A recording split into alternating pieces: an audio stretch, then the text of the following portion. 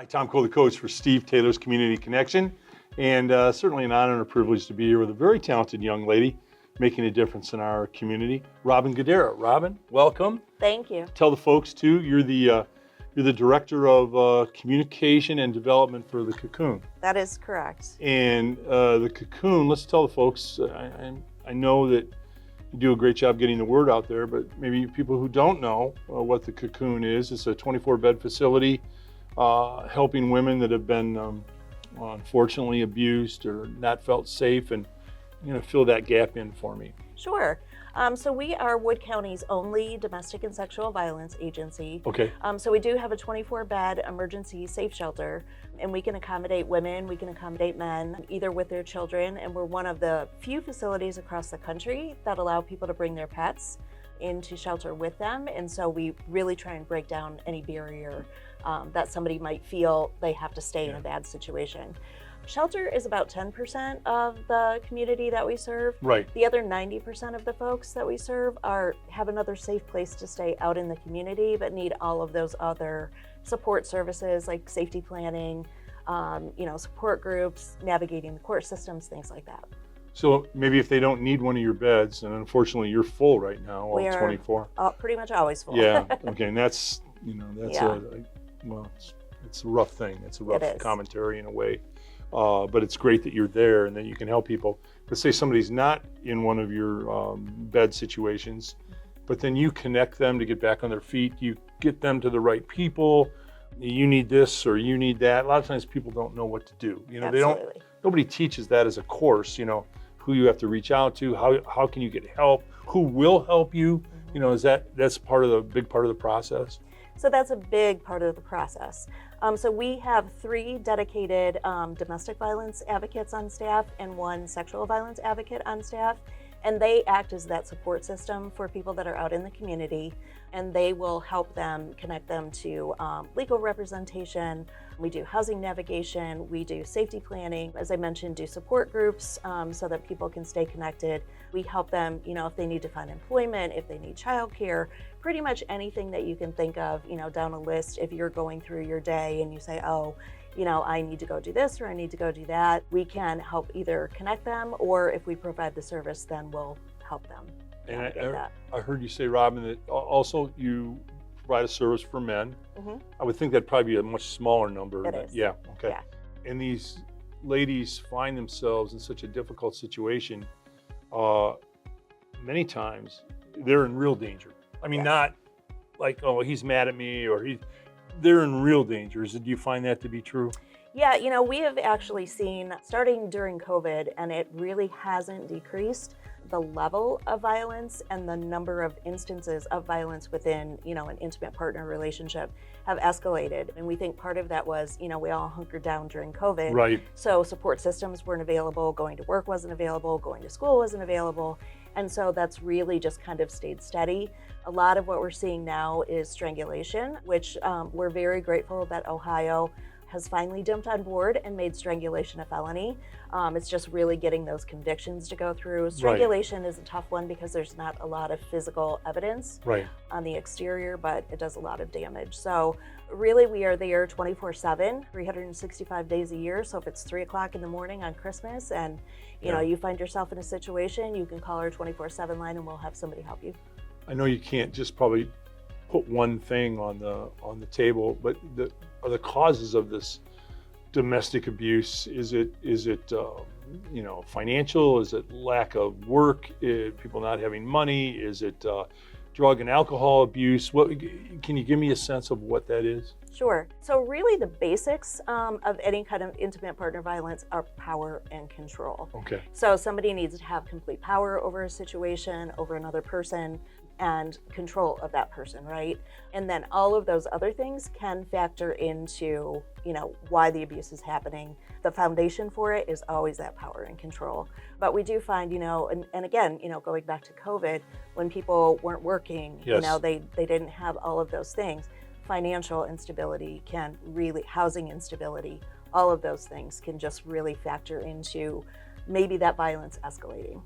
I thought it was interesting too, Robin, you said that that you will allow, say, a young lady, an older lady, midlife lady, to come with their pet. And you know, people might not understand that, but if you have pets, you understand that Yes. that is, you know, that pet is part of your family, and the thought of giving up the pet to go someplace would preclude many people from doing it, right? And Yes. so I thought that was a pretty generous thing, because it's probably harder, you know, Yes. but a generous thing to do.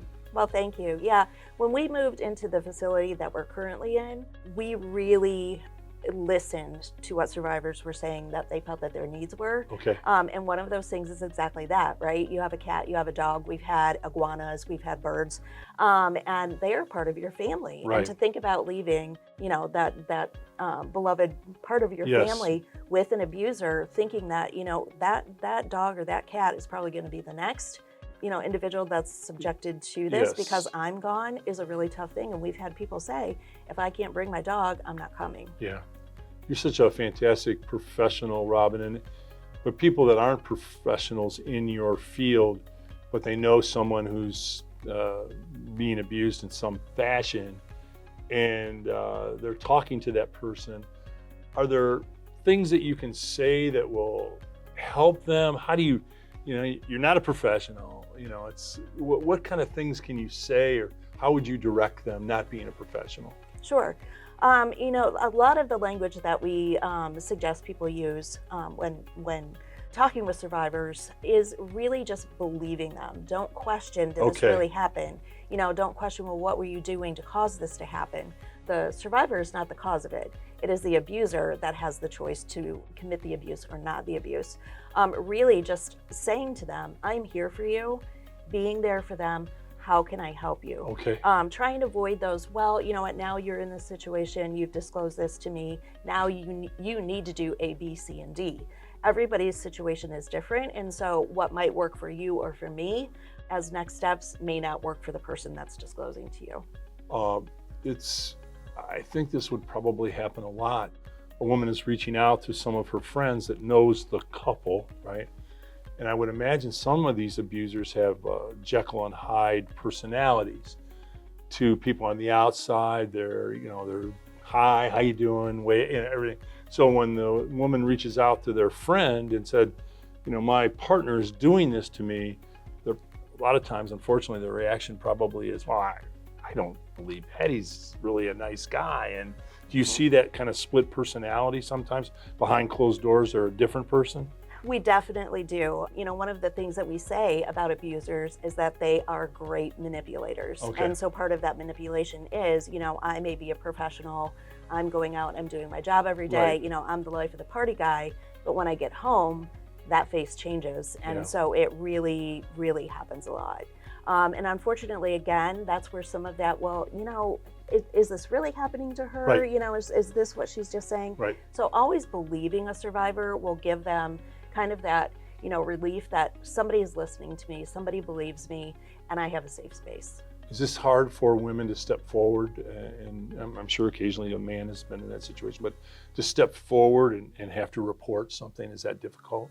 It can be difficult on a lot of levels. We are really seeing that the stigma has started to go away a little bit, but there is still some stigma, especially depending on the socioeconomic position that Okay. you're in. You know, some people may not feel comfortable in outing, you know, that professional person who is the life of the party when he goes to work. Yeah.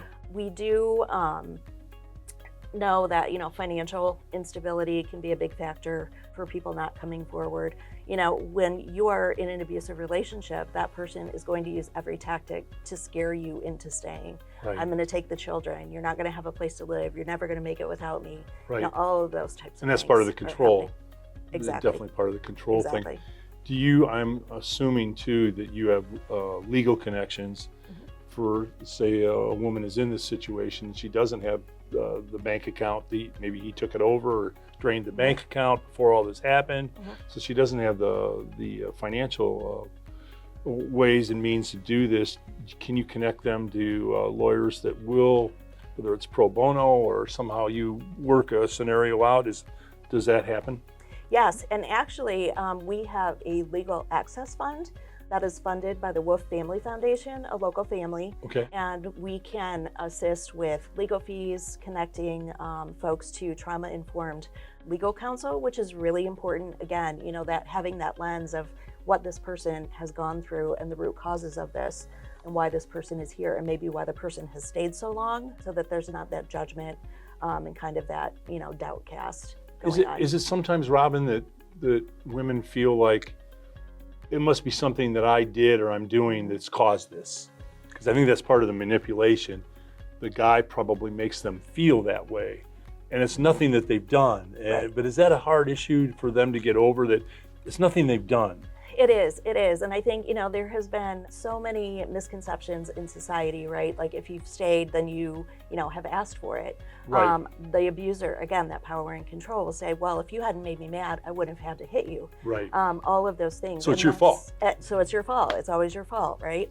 And so we really work with survivors to, you know, realize that this is nothing you could have done Right. has given anyone permission to hit Yep. you, to demean you, to financially break you, to threaten to take your kids, to Right. embarrass you. None of those things. Yeah. Robin, you know, what you're doing is so important in our community. We admire you so much and your staff. And if when women see this this video, how would people get a hold of you? What's the easiest thing for them to remember? How to get a hold of you if they need help? Sure. So the first connection is going to be our 24/7 hotline. And that number is 419-373-1730. And you hit option 2, 24/7. A live person is going to answer that phone. 24/7, there's somebody there. Okay. 24/7, 365. Okay. So they will ask you some initial questions. If you want to call, you can be as anonymous as you want to be and Okay. are comfortable with. You can call and just, you know, start asking questions. If you're not really sure you're ready to leave, or you're not really sure, you know, where you're at that point, Yeah. you can just call and start asking, hey, you know, if I decide I want to do this, you know, what are the steps that you recommend? Right. We can, you know, certainly if somebody is in a very dangerous situation, work with law enforcement to go get them Okay. at the moment before it's And get too them late. safe. Get them safe. But that 24/7 line is the first point of connection, and then we'll go from there. Robin, that's fantastic. You know, we're so proud of you and your staff and what Cocoon is doing in our Thank you. community. And I know Steve Taylor is extremely proud to be able to help out. And you're just a wonderful person doing a great service in our community. We thank you Thank so you. much for being with Thank us, you Robin. so much. All right. Tom Cole, the coach for Steve Taylor's Community Connection.